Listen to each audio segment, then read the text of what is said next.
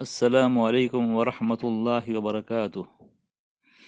میرے عزیز بھائیوں اور میری محترمہ ماں اور بہنوں، آج مختصر طور پر قرآن کریم کی آیات کے ذریعے سے آپ کو یہ بتلانا چاہتا ہوں کہ دیکھو، اللہ جل جلالہ امن والہ کی نعمتوں کی ناشکری کرنے کے اوپر اللہ جل جلالہ امن والہ کیسے ناراض ہو جاتے ہیں اور کس طریقے سے نعمتوں کو چھین لیتے ہیں، اس کا مختصر تذکرہ قرآن کریم کی آیات سے آپ کے سامنے عرض کرتا ہوں۔ امید ہے کہ دھیان اور توجہ سے سنیں گے۔ اعوذ باللہ من الشیطان الرجیم، بسم اللہ الرحمن الرحیم۔ وضرب الله مثلا قرية كانت آمنة مطمئنة يأتيها رزقها رغدا من كل مكان فكفرت بأنعم الله فأذاقها الله لباس الجوع والخوف بما كانوا يصنعون۔ اللہ ایک بستی کی مثال دیتا ہے، اللہ جل جلالہ و امن والہ ایک ولیج کی ایگزامپل دیتا ہے، قریتن کانت آمنتن، کہ وہ بستی کیسی تھی، پر امن اور مطمئن تھی، اس کا رزق اس کو ہر جگہ سے بڑی فراوانی کے ساتھ پہنچ رہا تھا۔ پھر اس نے اللہ کی نعمتوں کی ناشکری شروع کر دی تو اللہ نے ان کے کرتوت کی وجہ سے ان کو یہ مزہ چکھایا کہ بھوک اور خوف ان کا پہننا اوڑھنا بن گیا، کہ بھوک اور خوف ان کا پہننا اور اڑنا بن گیا۔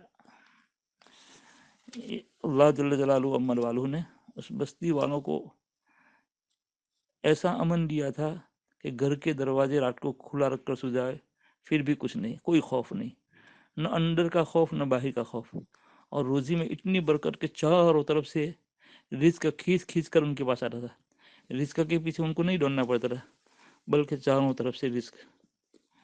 لیکن اللہ کی نعمتوں کی ناشکری کی تو پھر اللہ تعالیٰ نے ان کو امن کے بدلے میں خوف عطا کر دیا، اور جو رزق کی فراوانی تھی اس کے بدلے میں اللہ جل جلالہ امن والہ نے ان کو قحط کے اندر مبتلا فرما دیا۔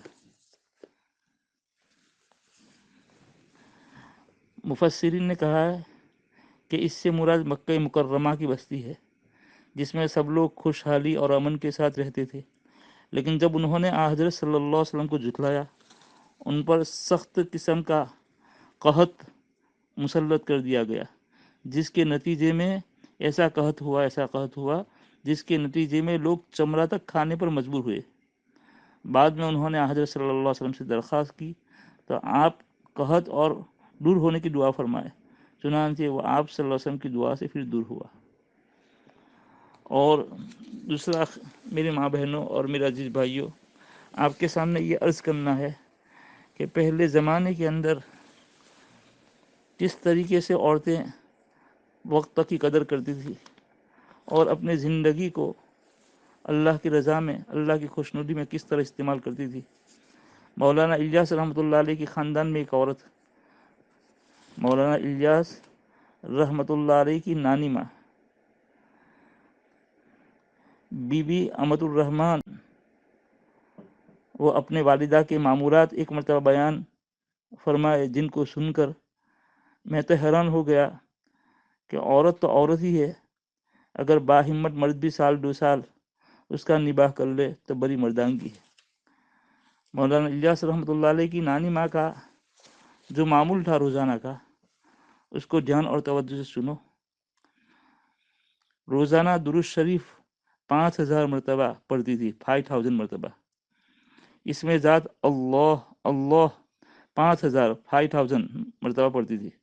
بسم اللہ الرحمن الرحیم 1900 مرتبہ، یعنی 1900 مرتبہ۔ یا مغنی 1100 مرتبہ، یعنی 1000 اور 100۔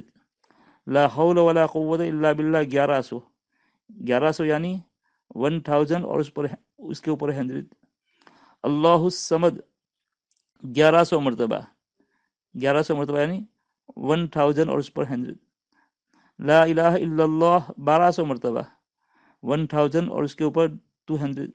یا حی یا قیوم 200 مرتبہ۔ حسبی اللہ ونعم الوکیل 500 مرتبہ۔ سبحان اللہ 200 مرتبہ۔ الحمدللہ 200 مرتبہ۔ اللہ اکبر 200۔ استغفار 500۔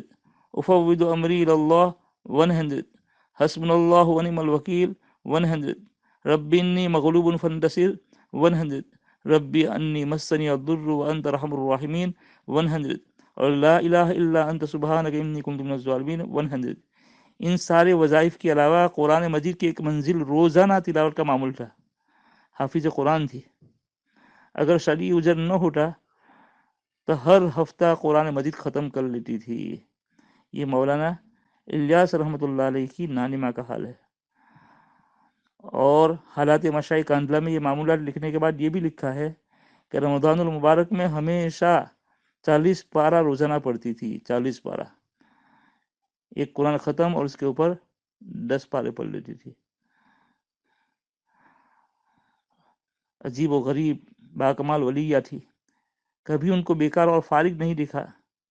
مولانا احتشام الحق لکھتے ہیں کہ عجیب و غریب باکمال ولیہ تھی، میں نے کبھی ان کو بیکار اور فارغ نہیں دکھا، ہمیشہ ان کے ہاتھ ظاہری کاموں میں مشغول رہتے اور زبان پر اوراد و وظائف،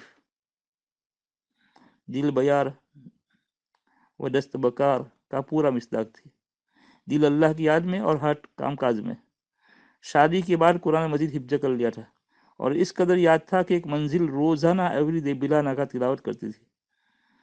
تو یہ مولانا الیاس رحمۃ اللہ علیہ کی نانی کے معمولات ہے۔